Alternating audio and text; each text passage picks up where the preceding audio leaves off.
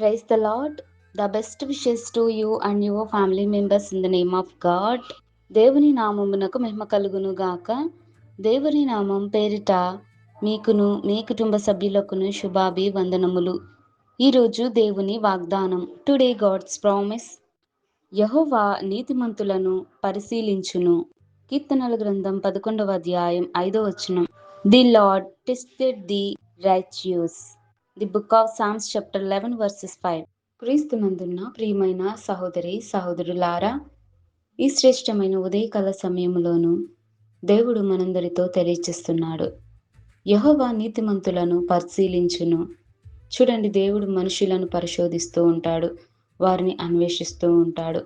వారి యొక్క నీతిని బట్టి వారికి అనేక పరీక్షలు పెడుతూ ఉంటాడు దేవుడు. మరి ఎవరైతే పరీక్షల్లో నెగ్గుతారో, దేవుని యందు విశ్వాసముతోను ముందుకు సాగిపోతారో వారు దీవించబడతారు, ఆశీర్వదించబడతాడు. దేవుడు వారి పట్ల ఎంతో సంతోషిస్తాడు. అయితే నీతిమంతులను దేవుడు చూస్తున్నాడు.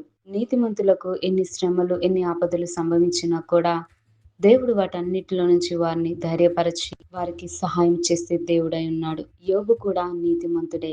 యోబు తన జీవితంలో ఎదురైనటువంటి పరిస్థితులను బట్టి తనకు కలిగిన ఆ యొక్క పరీక్ష యోబు ఎదుర్కొన్నాడు. అయినా గాని దేవుని యందు విశ్వాసము విడిచిపెట్టలేదు, తన యొక్క యథార్థతను విడిచిపెట్టలేదు. దేవుని యందు పట్టుదల కలిగి విశ్వాసంతో ప్రార్థించుకున్నాడు. ఆ యొక్క నీతిమంతులలో యోబు దేవుని యొక్క ఆశీర్వాదమును రెండింతలుగా ఆశీర్వాదం పొందుకోగలిగాడు. మరి మన జీవితంలో కూడా ఎదురయ్యే పరిస్థితులు, విపత్తులన్నిటిని మనం ఎదుర్కోగలిగితే మన యొక్క నీతి యథార్థత ఎలా ఉన్నదో కూడా దేవుడు చూస్తాడు. జ్ఞానము కలిగి నడుచుకోవాలి. నీతిమంతులకు ఆపదలు అనేకమైనప్పటికీ దేవుడు వాటన్నిటిలో నుంచి వారిని తప్పించి రక్షించగలిగే గొప్ప దేవుడై ఉన్నాడు. కనుక దేవుడు మనల్ని అందరినీ చూస్తున్నాడు. నీతిమంతులుగా జీవిస్తున్న ప్రతి కుటుంబాన్ని దేవుడు దీవించి ఆశీర్వదించును గాక. ప్రార్థన. మహోన్నతుడా, సర్వాధికారి, సర్వశక్తిమంతుడైన యేసయ్య, నీకెన్నో వందనాలు, స్తోత్రాలు తండ్రి. ఈ ఉదయకాల సమయంలో దేవా, మా ఎడల నీవు కలిగి ఉన్న ప్రణాళికలను బట్టి స్తోత్రాలు తండ్రి. నీతిమంతులను పరిశీలించే దేవుడవై ఉన్నావు.